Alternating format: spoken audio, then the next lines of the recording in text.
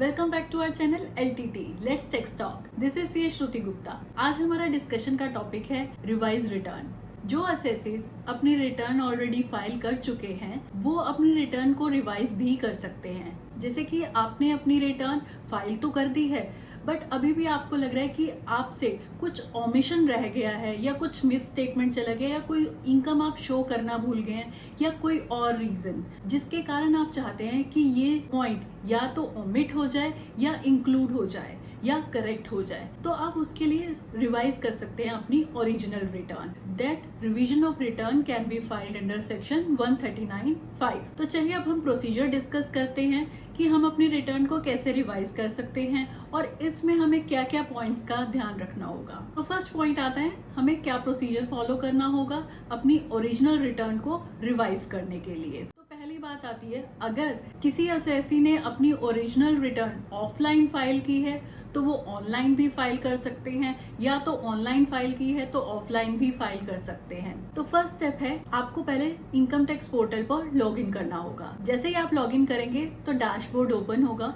Dashboard पे front screen पे आ रहा होगा file revise return. Once you click on file revise return, next page पर आप अपना फॉर्म चूज कर सकते हैं। सपोज कीजिए आपने अपनी ओरिजिनल रिटर्न फाइल करते समय ITR 1 चूज किया था मगर अब आप ITR 2 चूज करना चाहते हैं, तो अब रिवाइज रिटर्न में आप कोई भी अदर फॉर्म चूज कर सकते हैं। तो जो सा भी ITR फॉर्म आप चूज करना चाहते हैं वो चूज करेंगे। तो नेक्स्ट स्टेप होगा जब आप पर्सनल इंफॉर्मेशन फिल करेंगे उसमें फाइलिंग सेक्शन में आपको सेक्शन देखना होगा। आपको सेक्शन जो चूज करना होगा वो होगा 139 subsection 5, that is revise return. वैसे तो ऑटो फिल्ड आएगा 139(5) section. In case auto filled नहीं आता है तो आपको चूज करना होगा section 139(5), that is related to revise return. Next आता है आपको अपना एक्नॉलेजमेंट नंबर और डेट ऑफ फाइलिंग डालनी होगी अपनी ओरिजिनल रिटर्न की। Then you have to continue करने के बाद तो जैसे आपने अपनी ओरिजिनल रिटर्न फाइल की थी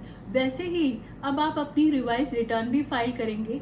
जिस भी हेड ऑफ इनकम में आपने कुछ ओमिट करना है आप ओमिट कर सकते हैं, कुछ ऐड करना है ऐड कर सकते हैं, न्यू सोर्स ऑफ इनकम में कोई एडिशन करना है वो आप ऐड कर सकते हैं और लेस कर सकते हैं, कोई चलान ऐड करना है चलान ऐड कर सकते हैं। And the final step is आपको कैलकुलेट करना होगा अपना टैक्स एंड देन फाइल करना होगा रिवाइज रिटर्न। अब यहाँ पे हम कुछ पॉइंट्स देखते हैं। जब हम कोई रिवाइज रिटर्न फाइल करते हैं हमें कोई एक्स्ट्रा पेनल्टी या एक्स्ट्रा इंटरेस्ट पे नहीं करना होता। जैसे कि हम अगर कोई बिलेटेड रिटर्न फाइल करते हैं तब हमें पे करना होता है। हाँ, अगर कोई आप रिवीजन ऑफ रिटर्न में कोई एक्स्ट्रा टैक्स बनता है तो ऑब्वियसली उस पे आपका इंटरेस्ट जरूर लेवे होगा, but due to revision of return कोई पेनल्टी या इंटरेस्ट लेवे नहीं होगा। अगर आप एक बार रिवाइज कर देते हैं रिटर्न तो आप कितनी भी बार रिवाइज कर सकते हैं, कोई ऐसी लिमिट नहीं है, but that has to be within the due time, that is